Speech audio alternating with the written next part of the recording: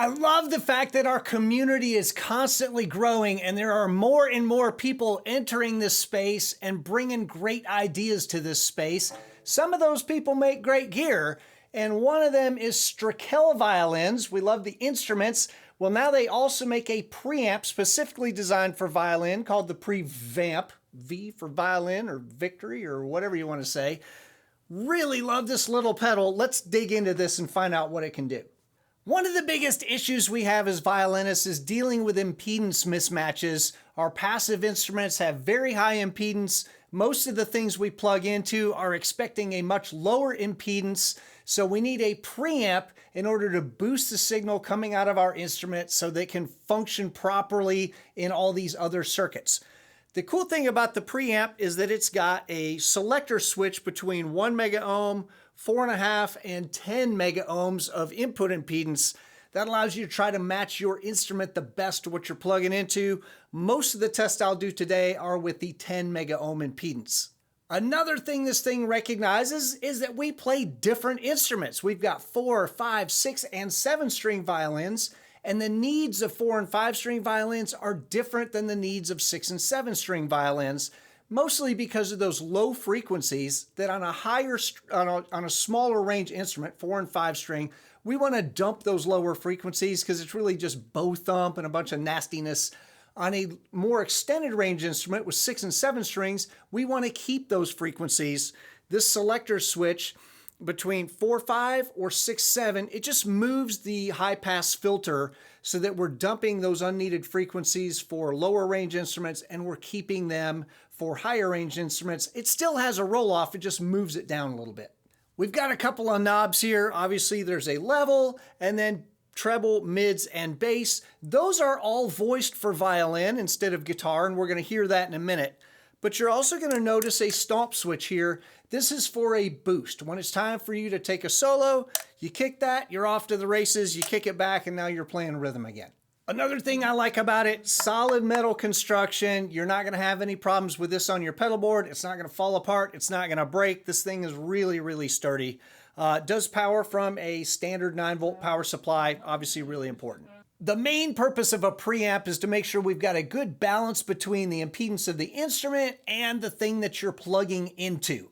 Some of you guys like to plug directly into a soundboard, and this is the kind of situation that's going to help you a lot. So the first thing we're going to do, we're going to plug an instrument directly into a soundboard and listen to that, and then we're going to go through the preamp into the soundboard, and you'll get to hear kind of the difference in impedance and how that sounds when you have an impedance mismatch and when you don't.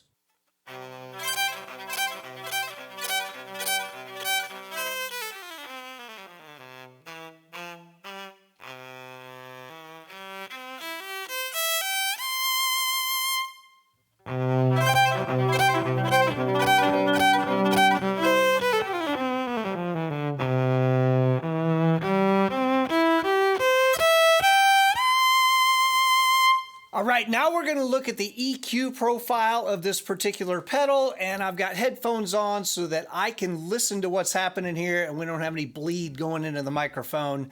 The first thing we're going to do is listen to a loop that I made with some arpeggios in it from low strings to high so that we can feed that to the preamp, and then we can adjust the EQ as we're listening. So here we go.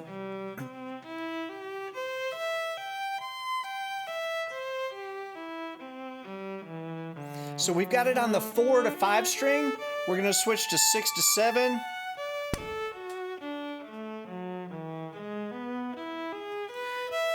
And you can hear that the high pass filter moved on that. Digs a little deeper into those lower frequencies. Now let's boost those lower frequencies. You hear those a little deeper. Let's cut those.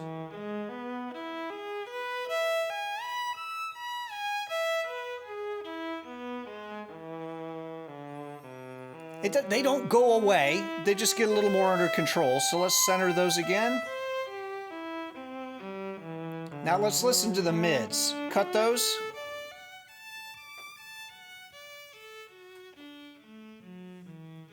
And boost them.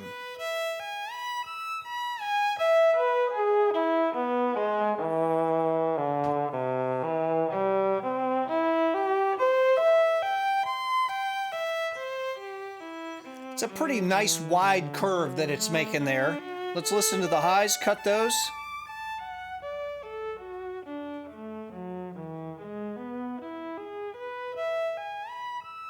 And boost them.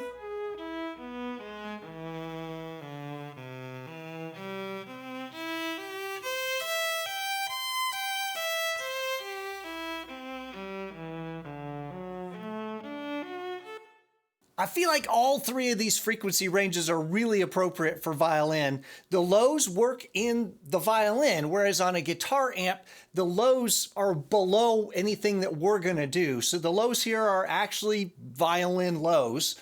The mids have a nice wide range that they work in. They never get too bad if you cut them all the way out. They never get too bad if you turn them all the way up, but they have a nice, you've got a nice amount of control in the center of the instrument there. And then the highs, when you dump them, it doesn't just, so you're not gonna be able to make a super bad decision there. And if you deck them, it never gets real spiky and painful, so you're not gonna make a super bad decision there. It really gives you a lot of control over your tone without putting you in a situation where you can get yourself in a lot of trouble. Now let's listen to what happens when we boost some and cut others. Do we find, is there any weird overlap stuff? We're getting double cuts or double boosts, and see if we've got any pokey frequencies happening there. So we're gonna do the classic smile with big highs and big lows and nothing in the middle.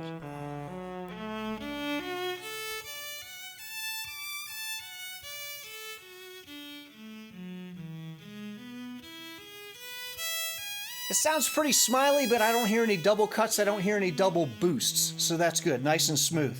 Now let's go the opposite way.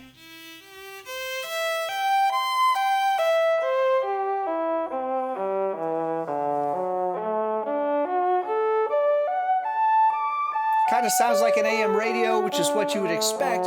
But again, no double cuts, no double boosts. There's not any spiky frequencies or any holes to worry about.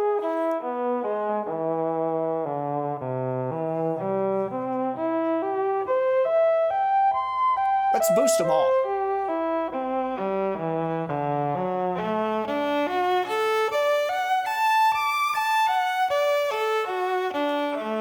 Again, pretty smooth. I like that. Let's cut them all.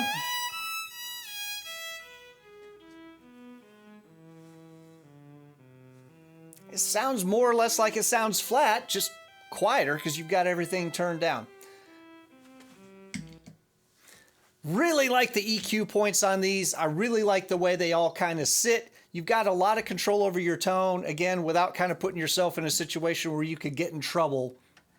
Like this a lot.